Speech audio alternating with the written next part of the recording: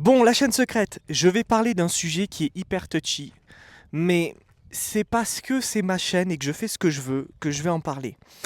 On va parler des clients qui ne payent pas et comment réagir quand un client ne paye pas. Pourquoi je vous parle de ça? Parce que moi j'ai été freelance pendant plus de 10 ans maintenant et j'ai eu des centaines de clients. Et je vous avoue que sur la centaine de clients, j'ai eu très peu d'impayés. Peut-être, allez, 4 ou 5. J'ai eu beaucoup quand même de clients qui étaient sérieux, qui m'ont toujours payé. La majorité des clients sont très sérieux, il faut arrêter comment dire, de dramatiser. Mais il y a toujours des clients qui ne veulent pas payer ou qui grattent de plus en plus jusqu'à en fait vous sucer toute votre moelle. Et que vous soyez une entreprise ou que vous soyez un freelance, je pense que vous allez adorer cette vidéo parce que je vais témoigner de mon expérience et je vais vous donner les solutions de comment faire avec des clients qui ne payent pas. Mais avant tout, la chaîne secrète, je suis ravi de vous retrouver. Je m'appelle Guillaume. Regardez, on est dans le sud-ouest, il fait beau. Je suis content de faire cette vidéo ici. On est vraiment au top. J'ai Starlink juste à mes pieds, c'est ridicule. Mais si vous ne connaissez pas ma chaîne, abonnez-vous les amis. C'est ma chaîne secondaire, la chaîne où je publie des vidéos comme ça à la volée. D'accord? Bon, alors... euh, on part du principe que vous, votre entreprise, vous avez fait le travail, que tout fonctionne, que vous avez respecté le deal du départ avec la personne avec qui vous devez travailler, que vous lui avez fait signer un contrat ou pas. Ça, c'est les pires des cas, on va en parler juste après. Et que en fait, cette personne-là ne vous a pas payé ou refuse de vous payer ou vous fait mariner, tout ça, etc. Bon, qu'elle soit française, étrangère, peu importe, hein. Moi, je vous parle de ça, j'ai eu des problèmes autant avec des Français qu'avec des étrangers. C'est toujours la même chose. Bon, alors, première chose, quand on s'engage à travailler avec quelqu'un, il faut absolument faire un devis et se mettre d'accord sur le prix dès le départ. Bon, admettons que vous êtes mis d'accord sur le prix, vous avez accepté, vous avez accepté. Vous êtes obligé de faire le travail. D'accord? C'est pour ça qu'il faut savoir de quoi on parle et on peut pas faire des devis comme ça à la volée sans savoir de quoi on parle ou faire des prix comme ça sans savoir de quoi on parle parce que sinon des fois on s'engage à faire du travail et en fait on se rend pas compte mais il y a 10 fois plus de travail que ce qu'on est payé et on s'est bien fait baiser. Donc il faut essayer d'être sérieux de ce côté-là et essayer de bien pricer. Première chose. Deuxième chose, il faut que les deux parties signent et soient d'accord et se mettent d'accord sur du temps de travail. Alors on parle de forfait, on attend qu'on arrive jusqu'à un certain stade. Alors je vais vous dire une chose, je vais être extrêmement clair avec vous, extrêmement... parce que très certainement j'ai des, des clients qui vont regarder ce vlog et je pense que la plupart des clients qui regardent ce vlog à moi, des clients à moi, ou alors des gens qui m'ont déjà rémunéré, savent que moi, je dépasse un peu cette règle. C'est-à-dire qu'on se donne du temps, mais des fois je donne 1 heure, 2 heures de plus, voire des fois une journée de plus parce que c'est des contrats spéciaux. Bon, je le fais parce que je sais que je suis capable de le faire et je suis capable d'encaisser. Et puis surtout que moi, je suis à un prix extrêmement haut. Je suis extrêmement cher parce que je sais que ce que je fais a de la valeur. Donc en fait, moi je suis quand même en tant que freelance, je suis à 1 000 € par jour et si vous voulez 1 heure de talk avec moi, c'est 100 € de l'heure. Bon, je vais vous dire une chose, ça ne m'empêche pas d'être booké à mort, hein. Parce que les gens savent qu'avec moi, ils vont gagner du temps.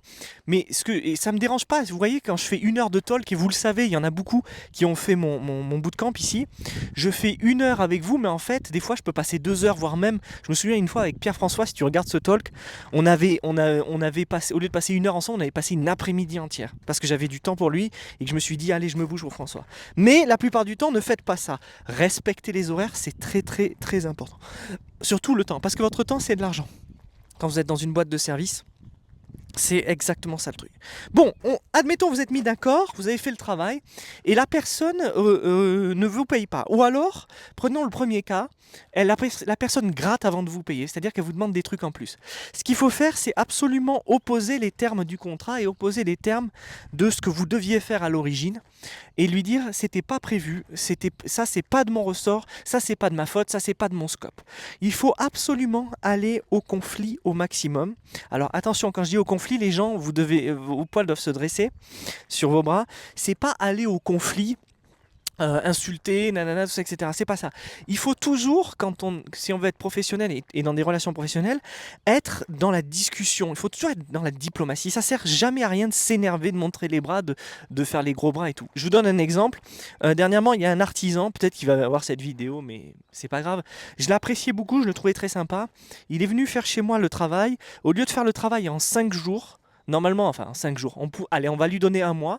Il aurait dû faire le travail en 5 jours, disons, espaçons-le sur un mois. Il l'a fait en un an.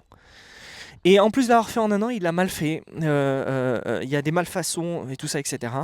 Et je lui ai dit de venir voir. Il n'était pas content. Il a fait une sale tête. Il m'a mal parlé, tout ça, etc. J'aurais pu l'engueuler, l'insulter, le foutre dehors, qu'on aille au tribunal, peut-être perdre 10 000 euros dans l'histoire. Non, au lieu de ça, je lui ai dit bon, mais très bien. Écoute, puisque tu veux pas accepter tes torts et tout ça, etc., ben moi je vais pas te payer la totalité, je vais te payer une partie et je vais te payer en plusieurs fois et tu vas attendre comme moi j'ai attendu. Certaines personnes m'ont dit tu aurais dû ne pas payer du tout. Le problème c'est que si vous payez pas du tout, que si vous vous énervez, en fait vous bloquez la situation. Vous voulez jamais bloquer la situation. Ça c'est un problème de bloquer la situation. Vous ce que vous voulez c'est limiter la casse, récupérer le minimum d'argent possible. Et ça vous fait apprendre une chose, ça vous fait apprendre à juger les gens et à voir si vous êtes face à des gens sérieux ou pas. C'est extrêmement difficile. C'est la partie la plus difficile quand on a un commerce, quand on est un freelance, c'est de savoir juger si on est face à des gens qui sont honnêtes ou malhonnêtes. Même moi, avec le temps, vous voyez, je peux me faire avoir. Bon, et ben voilà, ben il est perdant et moi aussi je suis perdant. C'est triste, mais c'est comme ça. Et en vrai, je lui en veux pas, ça arrive. Il s'est foutu de ma gueule, il m'a fait traîner, nanana, il n'est pas venu pendant X temps. Voilà, bon, ben écoutez, c'est comme ça. C'est pas grave, la prochaine fois, je saurai, et c'est au détriment de toutes les futures autres personnes qui travailleront derrière. C'est ça le problème aussi. Bon, au détriment ou pas, parce que tout le monde n'est pas comme ça, il faut pas faire de généralité. Donc du coup, ce que vous faites, quand quelqu'un fait traîner, vous dites non, non, non, et surtout, vous ne travaillez pas. Surtout, vous ne travaillez pas, vous ne faites rien, vous dites c'est pas possible, on ne s'était pas dans les termes du contrat, vous faites traîner, que la situation s'enlise jusqu'à ce qu'en fait vous trouviez un accord d'être payé un petit peu plus pour le travail que vous devez faire. C'est-à-dire, il vous demande de changer, ben vous lui dites, écoute, si tu changes, il faut que ça coûte tant de plus, et tu es d'accord. Si tu n'es pas d'accord, on arrête là. Et si vous ne payez pas la totalité, dans le cas précis où il fait pas traîner, où il fait traîner ou pas, et qu'il ne vous paye pas la totalité, deuxième cas, eh bien, en fait, vous pouvez entamer des poursuites juridiques. Mais je vous avoue qu'il y a tellement de gens qui sont dans ces cas-là que je ne pense pas que les poursuites juridiques peuvent suffire. C'est vrai que souvent, l'aide d'avocat suffit, tout ça, etc. Mais la vérité, c'est que s'ils ne veulent pas payer du tout, et surtout s'ils sont dans d'autres pays, et tout ça, etc., vous n'avez aucun recours. Le recours, si vous êtes développeur ou si vous avez le travail et qu'il n'est pas forcément délivré, le recours, c'est de tout bloquer. Je vous donne un exemple, ça m'est déjà arrivé. Longue mission, travail sur AWS. Vous vous imaginez bien, AWS c'est l'enfer. Hein. Vous avez 10 000 trucs à gérer, vous allez à droite, à gauche, tout ça, etc. Le client n'a absolument pas la main dessus, il ne sait pas du tout comment le gérer, il ne connaît pas ses clés d'API ni rien. Et à la fin, il dit non, je refuse de payer parce que j'aurais aimé que tu fasses ça en plus, nanana et tout, etc.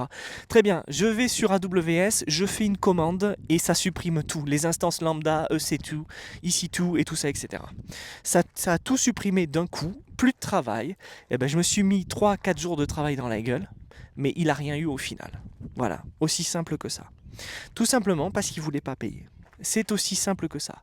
Et j'ai gardé toute l'architecture en fait sous forme de fichier shell en fait, en gros. Enfin pas de fichier shell, mais en gros j'avais trouvé un moyen de tout restaurer en une commande. Parce que je vulgarise là parce qu'il n'y a pas que des gens qui écoutent de la tech ici. Mais en gros je m'étais assuré que s'il essayait de me la faire à l'envers, je fous tout en l'air. Voilà ce qui s'est passé. Évidemment, vous vous imaginez bien que le client est revenu vers moi et qui m'a dit s'il te plaît remets tout en place et j'ai fait payer double. C'est-à-dire que je lui ai dit de payer double. Voilà, c'est ça exact, c'est comme ça. Alors ça peut pas marcher dans tous les cas, mais j'ai été payé double pour le travail que j'aurais dû refaire et j'ai refait le travail par derrière. Et évidemment, quand on se retrouve face à ce genre de personnes, il faut absolument les punir, que ce soit publiquement à travers les réseaux sociaux et à travers, ou à travers les avis Google.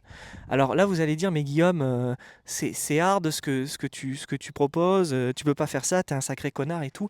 Et les gens qui vous font travailler gratuitement, qui profitent de vous, de votre temps, le temps que vous échangez contre de l'argent pour pouvoir vivre, manger, ça, c'est pas des connards. Bon, voilà. Et je vais vous dire une chose, hein. Moi, je suis quelqu'un de capitaliste, libéral, et je vous dis ça. Alors, croyez-moi, faites-le, c'est ce qu'il faut faire. Ceci étant dit, maintenant que j'ai fait toute la partie où je vous explique les pires cas, les solutions les plus extrêmes, la majorité du temps, 99% du temps, ne faites pas ça. Essayez d'être dans la discussion, essayez de trouver un accord. D'accord? Essayez de trouver un accord, essayez de trouver un juste milieu. Les clients, eux, c'est pas des banques. D'accord? Ils sont là, ils ont un budget, ils doivent arriver à leur objectif et vous, vous êtes là pour quantifier. C'est votre boulot de quantifier. Je peux te faire ça pour X, Y. Et voilà, si vous dosez mal, c'est votre faute en fait. Au bout d'un moment, vous serez obligé de faire le travail et vous serez obligé de le payer. Il faut apprendre à doser, il faut apprendre à gérer ça. Voilà! C'était ma petite histoire sur les clients qui ne paient pas. En attendant la chaîne secrète, regardez ce beau soleil. On est ici dans la campagne, on est au top. Je suis super content. Alors je vous avoue que je viens profiter là le matin, ça me fait du bien. Mais tout le reste de la journée, je reste enfermé parce que j'ai un boulot monstre en ce moment. Mais voilà, si vous êtes freelance, que vous avez besoin de conseils, n'hésitez pas, je suis là, j'ai roulé ma bosse. Je vous fais la bise.